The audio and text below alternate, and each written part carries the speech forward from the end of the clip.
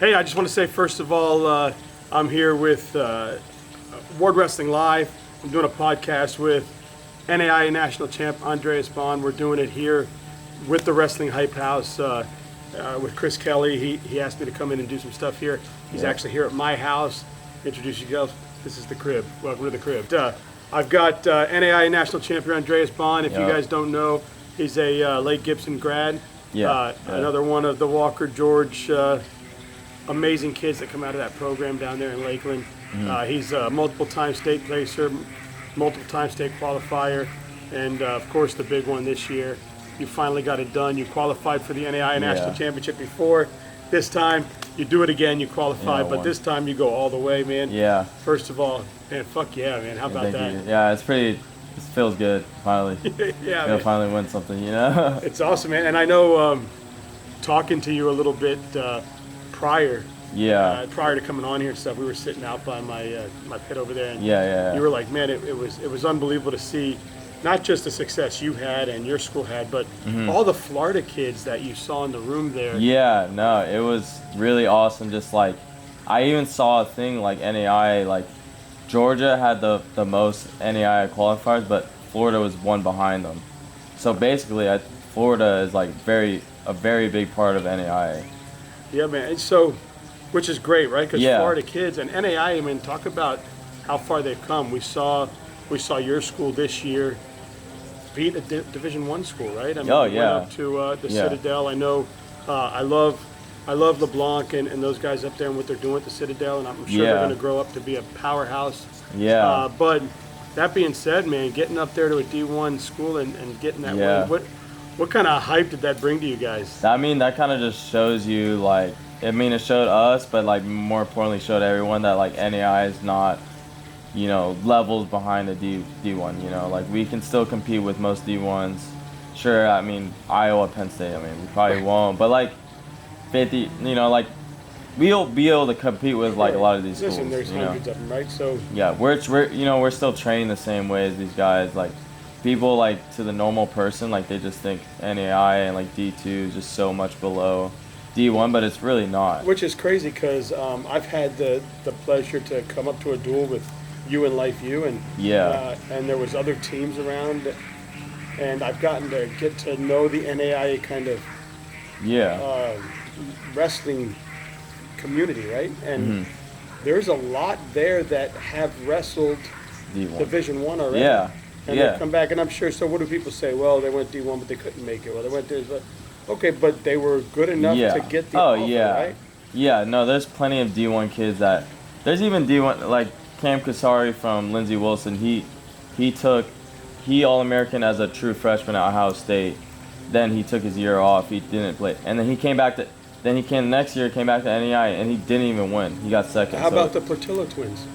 Yeah, them too. Like, they're both D1, like, and they're not even winning NEI. So that just tells you how tough NEI is. Yeah, and they didn't win it all this year. They no. One's D2, right, and one's NAI. One's D2, one's great kids, and I'm sure. Yeah, they are really good kids. Yeah. But yeah, they're D1, and we've seen a lot of kids. We were talking before this about some of your teammates at Lake Gibson that went off to D1, and now they're at the NAIA level around the country. Oh yeah, like Ashton. And we're seeing, and man, I'm excited to see a full season with everything going at it. But that being said, man, what do you think changed from last year to this year to make you go from being a qualifier to where you were able to get in that mindset and get to that level where you could win it all? It's hard to say, but I think for me it was more of not taking it too seriously, you know? Like, I think I was so focused on winning and stuff, and that kind of held me back. And I feel like a lot of kids have that mindset of, like, we have to win, or, you know, it's win or lose, like, whatever. Like, if you don't win, you're a loser, you know? Sure. But it's more than that. I think you're putting unnecessary pressure on yourself, and if you look at it, like, I just performed way better, because, like, I knew I could win, you know? Like, I know I had the ability to, but, like, I was going to the tournament, you know, I'm unseeded, you know, like, I didn't have no pressure on me, you know. And you like, no one expected me to win. Like, they didn't see me. They didn't see you coming. No, I was unseeded. The highest I got ranked was like 18th. Like, they didn't. You know, like, cause I mean, granted, we had a season where we didn't verse a lot of ranked kids, but you know, no one expected. I promise you, no one expected me to win in the whole NAIA. Like, no one thought it. I don't think my coaches didn't even think it. They didn't even bring suits to wear for the finals because they didn't expect no one on the team to make the finals. So what they had to go buy some at Walmart? Well, they just wore, yeah, like literally Jamil had to buy like it's like dress clothes as the thing, but like. How cool is that? Yeah, no, it was super cool and like. So man, that whistle goes off and you're the NAIA champ, man. What? Talk about that moment. I think honestly, I know this is gonna sound really weird, but like, it was like I downplayed it so much in my head where it didn't matter if I win, that like it was surreal, but like it didn't really hit me till like a week or two later that I actually won, right? You know. But I think the thing that made me the most happy was just like all my phone blow up, you know, everyone's texting me congrats, all my friends and family, you know, all the work they put into me, like that. Honestly, that's what makes me more happy than me winning. And I was going to ask you, man, I know I saw you helping out in the Lake Gibson corner this past weekend. Yeah. But getting back and seeing Walker and George, first of all, those two guys, probably two of the best guys I've ever met and that I've been able to meet through this process. And you've probably seen me. I've tried to get down there to cover a lot of their stuff for them. When I see them at tournaments, I try to make sure I get good stuff for their kids. Mm-hmm. And I mean, they have that wonderful lady. I forget her name, but she's there always doing photos and stuff. For them I know you're talking about. But you know, what did it mean to Walker, and what did it mean for you to bring a national championship to Lake Gibson, to a collegiate national championship? Well, it meant a lot because I don't think we've had. Of course, we had Perry was a D1 All-American, but I don't think we ever had like NAIA All-American yet. So I think Kellen did as a and I think recently Shannon Hanna has been doing some big things, right? Yeah, and Shannon, he just All-American at UWW Juniors. So like so it just shows. I think it's just more of like show everyone that like Lake Gibson kids go to college and we accomplish things. It's not just high school like accomplishments. You know, I see a lot of schools in Florida, or not Florida, just in general, a lot of schools like the kids do really good in high school and then they kind of fall off in college. You know, but what has Walker and George meant to you? They meant a lot in just like personal growth and just the family environment that they've made. You know, like making me feel accepted and like, you know, it was. Like once I went there, you know, like I felt like I'm part of family. You know, I still text them to this day. They're letting me, you know, teach kids class, which I like love. Like it's such a good opportunity. And they keep in touch with you along the way, right? Oh yeah, always, you know, and that is like I don't think that means like they're more than wrestling me. Like they're family, you know. Yeah. You know that. And I hear that a lot. You know, I talked to Chicken, your old teammate, right? Yeah, Chicken. And I know he's up at your rival. Yeah. But his love for Walker and the family and the Gibson kids is you'll just ask unreal. Any alumni from Lake Gibson, like they love Walk, they love George. No matter how hard they were on them in high school, like they love them still. You know? Yeah, I know. Hannah told me about some chicken wing spot there. Hannah, when you come back, we got to get some chicken wings. Yeah. But, we got a wing spot. That's what he said. But hey, you know, first of all, congratulations to you. But before we wrap up, there's been some changes over at your school, SCU. I know George has been the guy, and you've been around George since you were probably a toddler when you started wrestling because you've been around that family the whole time coming up. But wrestling for George and Jamil all these years, and now you've got Patrick coming in, and he's coming from Arizona Christian, am I correct? Yeah. Supposed to be a great guy. I've only shook his hand once at a tournament maybe a month ago. But from what I'm hearing, great man, doing great things. But obviously, the transition is hard for anybody. Yeah. George has been family to you. Yeah. So, what has the transition to Patrick been like, and what are expectations? How, is it handed over to the right guy? I mean, how do you feel? Yeah. So it was pretty hard, you know. Like no one expected George to step down, you know. And like everyone, like I'm not gonna say everyone. I don't know. I think everyone should, but like I totally understand it, you know.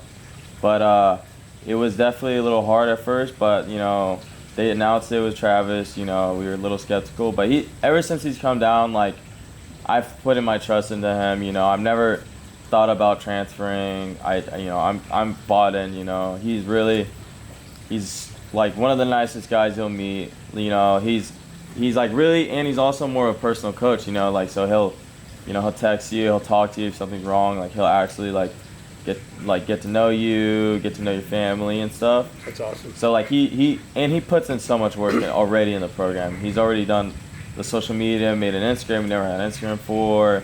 He's moved around a bunch of stuff in the wrestling room to make it better.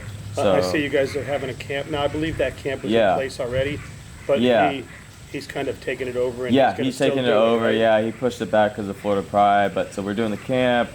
So we're gonna help out with that, and he's done a really good job at recruiting. So like this class we're getting is probably one of the best classes we've ever gotten. Yeah, I've seen.